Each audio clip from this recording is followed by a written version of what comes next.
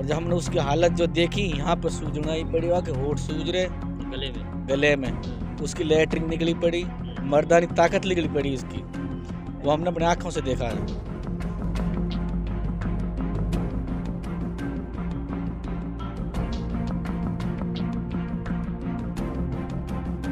और मेरे साथ के गार्ड है वो टॉर्चर करते हैं, तो हमने उससे ये कहा भाई नौकरी छोड़ दे खुदा के लिए, तो अपने घर पर है आज हमें वो मरे बिना भाई खुदा के लिए। प्रशासन से बड़ा लड़ाई लड़ने जा रहे, हमारे परिवार पूरा साया उठ गया उसके बच्चे उनके जी।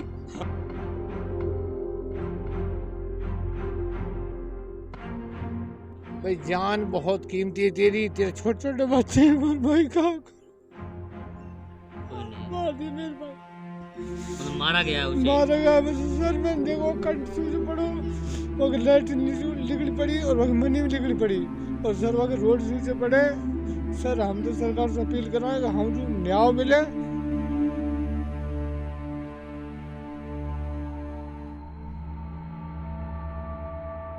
बाकी उन्होंने मेरे को एक बार बताया था कि भाई पिनंगवा का यहाँ का जो रोही स्कूल का जो प्रिंसिपल है वो मेरे को परेशान करता है और मेरे को ये कहता है कि भाई आज इस महीने तू नौकरी कर ले और अगले महीने से अगर तू मेरे को देखा तो मैं तेरे को जान से मरवा दूंगा।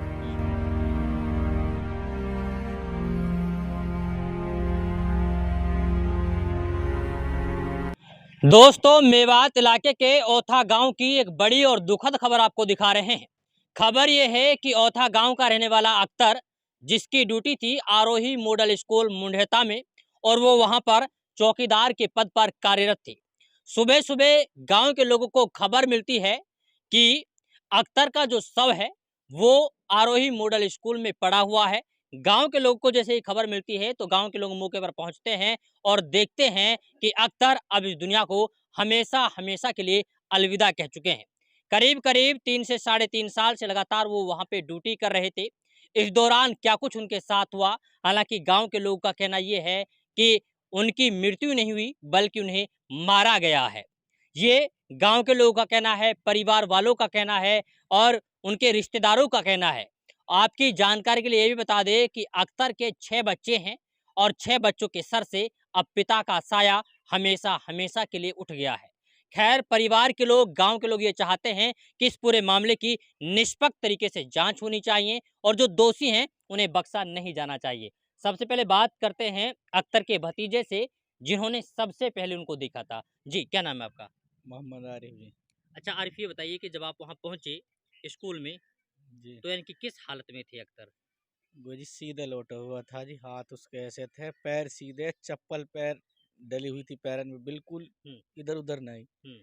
मुंह फटा हुआ था, उसके आंख खुली थी और उधर एक फावड़ा रखा, उधर घास पड़ी, एक पल्ली रखी, घास सूखी पड़ी, कोई कटी नहीं हुई थी वहाँ पे। जब हमने वहाँ देखा उसको, देखने के बाद में हम पे फिर रुक नहीं गया, हमने उठा के खाट पर रख दिया जी वो। अच्छा। और हमारे पास जब सूचना जब हम यहाँ से गए तो हमारे पास सूचना, कुछ लोग तो कह रहे एक्सीडेंट होगा, कोई कुछ कह रहा मेरे पिताजी इनके किसी ने मार दिया भाई चल यहाँ से। जब हम गए थे और जब हमने उसकी हालत जो देखी, यहाँ पर सूजना ही पड़ी हुआ कि होठ सूज रहे गले में उसकी लैटरिन निकली पड़ी, मर्दानी ताकत निकली पड़ी उसकी।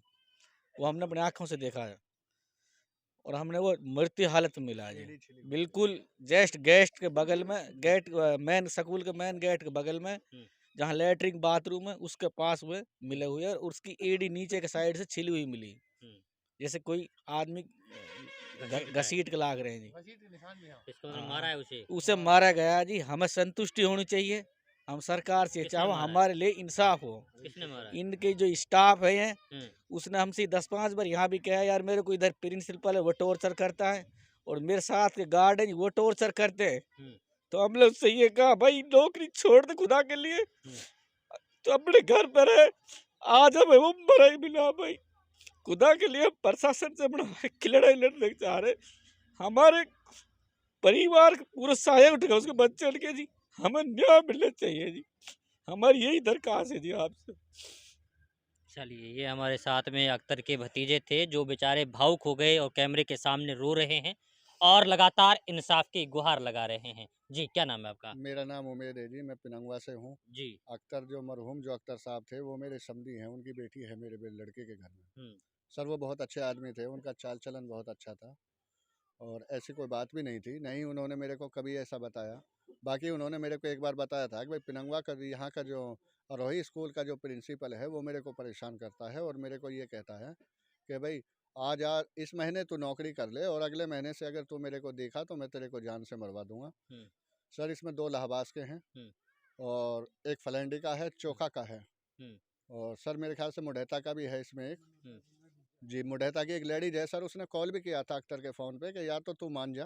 अच्छा, लेडीज़ ने? हाँ, कि या तो तू फलैंडी की लेडीज ने फ़ोन किया है कि भाई या तो तू मान जा हुँ। और अगर तू नहीं मानेगा तो मैं तेरे खिलाफ मुकदमा दर्ज करा दूंगी या मैं तेरे को मरवा दूंगी। अच्छा, वो ऐसा क्यों करती थी? जी सर, जो उसके साथ के जो चपरासी हैं हाँ, वो फलैंडी का है हाँ। और फलैंडी का जो चपरासी है वो अपनी घरवाली से कॉल कराता है उसके फ़ोन पे धमकी देने के लिए। चपड़ासी की बहू थी मतलब जी, दूसरे वाले जी की? सर। हुँ, सर हमारी प्रशासन से यही हाथ जोड़ के रिक्वेस्ट है कि इसके छोटे छोटे बच्चे हैं, हुँ, एक तो इसके बच्चे को इसकी जगह पे नौकरी दिलाई जाए हुँ, और सर दोषियान के खिलाफ सख्त से सख्त कार्रवाई की जाए हुँ। और साहब इसमें दूध का दूध और पानी का पानी किया जाए। चलिए, ये हमारे साथ में रिश्तेदार हैं, परिवार हैं। अच्छा, आप भाई हैं उनके? बड़े भाई हैं? हाँ जी, बड़े भाई हैं जी। अच्छा, ये बताइए कि इतना कुछ हो रहा था, आप लोगों ने मना नहीं किया कि भई आप लोग इनकी नौकरी मत करो, अगर ऐसा कुछ हो रहा है तो छोड़ दो? सर मैंने मना नहीं किया, हुँ, सिर्फ मेरे को जब पता चला ना कि भाई उसको वहाँ कुछ आदमी टॉर्चर करते हैं, हुँ, तो टॉर्चर करने को मैंने उससे कहा भाई तेरे 10,000 मिलते हैं, छोड़ दे नौकरी। हुँ। भाई जान बहुत कीमती है तेरी, तेरे छोटे छोटे बच्चे हैं, बोल भाई कहाँ कोई नहीं, मार दिए मेरे भाई, मतलब मारा गया उसे? मारा गया बस। सर मैंने देखो कंठ सूझ पड़ो, हुँ, वहाँ लाइट निकली पड़ी और वहाँ मनी भी निकली पड़ी और सर वहाँ रोड सूझे पड़े। सर हम तो सरकार से अपील कर रहे हैं कि हम जो न्याय मिले और मुलजिम के साथ सख्त कार्रवाई करी जाए। अच्छा वो लोग तो बोलते हैं कि इसको हार्ट अटैक आया है। सर वो झूठ बोल रहे हैं, हुँ, हम अपनी सच्चाई से बता रहे हैं। हमने भाई को देखा है जहाँ उन्होंने मारा, मार के उसको खींच के लाए, हुँ, वो सारे निशान जमीन पे उसके हैं, अच्छा। जैसे उसको खींच के लाए। अच्छा, क्या और लग रहा है अकेले ने मारा है या फिर यानी कि और जो बाकी लोग वो सर ये में 2-4 1 या 2 बंदे जरूर हाँ और मशहूर 3 आदमी या 4 आदमी इनको में है, अच्छा, एक आदमी से हमारा भाई नहीं मरता। तो इतनी बड़ी रंजिश क्यों रख रहे थे वो लोग? भई सारे के सारे लोग उसे मारना सर चाहते ये थे। इस रीजन को तो मरने वाला जाने या मारने वाला जाने, इसके बारे में हमें ये पता तो नहीं। सर सरकारी हुँ, हाँ, बाकी हम अपने सरकार से हुँ, अपील करते हैं कि हमारे भाई को और हमारे बच्चे को न्याय मिले हुँ। और हमारे भाई के बालक को नौकरी मिल जाए। हमारा भाई गरीब परिवार है जी। गरीब परिवार है। हाँ जी, अच्छा, उसका बड़ा लड़का कितना बड़ा है? जी मैट्रिक पास 19 है, साल का है। 21 साल का है, हाँ मतलब जी। ये नौकरी कर सकता है कर वो। सकता है जी। 10वीं पास। हाँ चलिए। मैट्रिक पास है। अच्छा, और कोई बात रह रही है क्या, कोई और बताना चाहे तो? हाँ?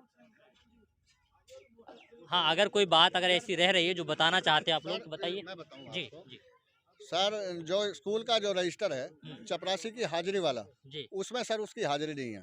किसकी? अख्तर की, मरहूम जो अख्तर जो मरा हुआ मरने है, वाला है, मरने हाँ। वाला है, उसकी हाजिरी स्कूल के रजिस्टर में है ही नहीं। अच्छा, कब से नहीं है? इस पहली महीने तारीख के पहली नहीं तो तारीख फिर से नहीं। उसकी हाजिरी नहीं है। ये उसका सबूत है ये हमारे उसका पास। सबूत है सर, पूरे डॉक्यूमेंट्स हैं, ये देखो। हुँ। पहली तारीख की ये हाजिरी नहीं पहले है, दो तारीख को की मरा इसमें है। हाजिरी नहीं है। अच्छा, पहली तारीख को वो ऑन ड्यूटी दिखाया नहीं है? जी नहीं नहीं दिखाया। दिखाया सर, हुँ, ऑन ड्यूटी दिखाया ही नहीं है। कहाँ गई वो? अच्छा, अच्छा। ऑन ड्यूटी सर उसको दिखाया ही नहीं है। हाँ, सर हमने कई बार कहा है, मैंने कि भाई ऐसा क्यों कर रहे हो? हाँ, भाई जो आदमी नौकरी कर रहा है ये भी एक परिवार का सदस्य की तरह है, भाई ऐसा मत करो। हाँ। बाकी उन्होंने सर हमारे बात का कोई जवाब नहीं दिया। अच्छा, नाम के बारे में पता है कि कौन-कौन थे वहाँ पे? किसी का कोई नाम पता हो आप लोगों को? सर एक तो इकबाल का लड़का है इलाहाबाद से, अच्छा, जो गाड़ी चलाता है, एक अच्छा। तो वो है। हाँ, और सर एक हमारे यहाँ यूनुस अलवी पत्रकार जी हैं, उनका भतीजा है जो चपरासी है स्कूल में। अच्छा। एक और फरेंडी का। सर एक फलैंडी का है, एक मुढैता का है हुँ, और एक चौका का है। चौका ये हैं सर, और एक प्रिंसिपल है सर, प्रिंसिपल, वो जी। कहाँ के प्रिंसिपल? पिलंगवा के सर। लगभग प्रिंसिपल। जी। चलिए, ये हमारे साथ परिवार के लोग हैं, दिखाइए कहाँ है वो? ये यहाँ पर दिखा रहे हैं कि अच्छा, दिसंबर को। पहली तारीख की हाजिरी। अच्छा, अच्छा। इसकी दूसरे बंदे की फाजिल की इसके अख्तर को कोई हाजिरी नहीं। अख्तर। 1 तारीख की 2 तारीख को तो ये दिखा रहे हैं कि फाजिल है, अख्तर है और जाकिर हुसैन है, जो कि यहाँ पे ड्यूटी में होने चाहिए थे। फाजिल की यहाँ पर प्रेजेंट लगी हुई है, लेकिन अख्तर की कोई एब्सेंट एंड कोई प्रेजेंट यहाँ पर नहीं लगी हुई, यानी कि उनको एब्सेंट दिखाया है कि अख्तर स्कूल में ड्यूटी देने के लिए आए ही नहीं। कहीं ना कहीं ये भी अपने आप में बड़ा सवाल है कि जब वो आए नहीं तो उनकी डेड बॉडी वहां पर क्यों मिली है। दूसरी बात ये है कि लगातार उन्हें पिछले कई महीनों से लगातार परेशान किया जा रहा था कि आप या तो नौकरी छोड़ दीजिएगा या फिर आपको जान से मार देंगे। ये हमारा नहीं बल्कि परिवार के लोगों का कहना ये है कि लगातार उन्हें जान से मारने की धमकियां मिल रही थी और इन्होंने कभी ये सोचा भी नहीं होगा कि जिस तरीके की धमकी वो दे रहे हैं उसको वो अंजाम भी दे देंगे। हालांकि वो सब चीज़ें हुई जो लगातार उन्हें धमकियां मिल रही थी और अब अख्तर हमारे बीच में नहीं है। वो इस दुनिया को छोड़ करके हमेशा हमेशा के लिए अलविदा कह गए हैं। परिवार के लोग का मानना ये है कि इस पूरे मामले की निष्पक्ष तरीके से जांच होनी चाहिए और जो दोषी हैं उनको सजा मिलनी चाहिए। खैर देखना ये होगा कि पुलिस प्रशासन किस तरीके से इस पूरे मामले को सुलझा पाती है और किस तरीके से जो दोषी हैं उनको सजा दिलवाती है। हाँ आइए आइए जी, क्या बता रहे हैं? ऐसे जी तकरीबन 9 महीने पहले मेरे चाचा की बाइक चुरी इसमें से जी। कोई जबरदस्ती ले गए थे इसमें से जी, अच्छा ऑन ड्यूटी। हाँ। तब 2 बाइक चोरी थी जी। हाँ। मुकदमा दर्ज है। हाँ। जब 20% कोई कार्रवाई नहीं करी, उससे ये कहा अगर तो तेरी बाइक चोरी है, अगर कोई ये स्कूल कुछ सामान चला जाता है ना, तेरा सलाख के पीछे डाल देता हूँ, तेरी जमीन तक बिकवा दे तुम्हें। अच्छा वहाँ के बाद में जी चलो जी वो तो मुकदमा चल रहा है वहाँ पे। वहाँ के बाद में जी फिर इसमें लाइट चोरी है स्कूल से। वो जैसे तैसे करके आपस में निपट गए हैं जी वो। फिर वहाँ के बाद में जी बच्चे के लिए जो गवर्नमेंट की तरफ से योजना आई ये मोबाइल फोन की टैप की, वो चुरा था जी। सबने आपस में नेम धर्म खाया। वहाँ के बाद में किसी ने आंगो जब वो चोखा वाले पे इसी पे पाए था, जब इस पे पाया तो मेरे चाचा ने गई तेरे पास जब फोन है तो बाइक भी तय नहीं चोरी है मेरी, मैं तेरे खिलाफ कंप्लेंट करूंगा। चोखा वाले के पास इसी पे पाया, किसी पे ना हो। तो वहाँ के बाद में जब मेरे चाचा ने ये कही इसकी मेहरबानी ने, भाई खराब आदमी है तेरे जान से मार दे कोई, बस तन कंप्लेंट करी यही बहुत। अच्छा बस तुम यहाँ देख ले, जान देख ले अपनी है और या फिर अपनी नौकरी देख ले या अपनी मोटरसाइकिल देख ले। तो हथियार लगा के बंदूक लगा करके उसने कंप्लेंट लगाने के लिए बंद करा था। तू कंप्लेंट मत करना हमारी, अपनी जान पे कंप्लेंट मत करना। अच्छा। तो इसको देख लेंगे जान से मार देंगे तेरे को हम।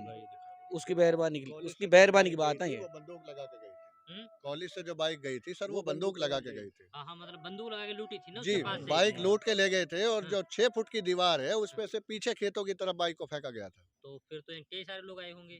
जी सर, कम से कम 3, 4, 5 लोग थे वो हाँ, और 5-6 आदमी थे और वो रात को करीब 1 बजे की वारदात है ये। रात में जी सर जी। पहले जी कैमरा लगे हुए हैं। अभी पहले जब वारदात हुई जब भी कैमरा चालू ना है, फिर वारदात होगी अब भी कैमरा चालू ना है। ये भी तो कोई रीजन होगा जी। जो इस स्टाफ का जो कैमरा चालू गवर्नमेंट ने सुविधा दे रखी है तो उसको ऑन क्यों नहीं करते हैं। उसके बाद में कई घटना होगी तो भी कैमरा चालू ना है, और अब हमारा चाचा मार दिया तब भी कैमरा चालू ना है। हमें इस बात की पूरी डिटेल चाहिए जी। चलिए ये कहीं ना कहीं बड़े सवाल हैं कि जब सीसीटीवी कैमरे निगरानी के लिए सुरक्षा के लिए लगाए हुए हैं तो आखिर वो सारे सीसीटीवी जो कैमरे हैं वो बंद क्यों हैं। अब सवाल ये है कि अख्तर तो इस दुनिया को छोड़ करके हमेशा हमेशा के लिए चले गए, लेकिन सवाल ये है कि क्या उनके परिवार वालों को, क्या उनके बच्चों को सही तरीके से इंसाफ मिल पाता है या नहीं, ये वक्त तय करेगा। वक्त के लिए आपको थोड़ा इंतजार करना पड़ेगा। तब तक के लिए आप बने रहिए सिर्फ और सिर्फ भारत टीवी के साथ।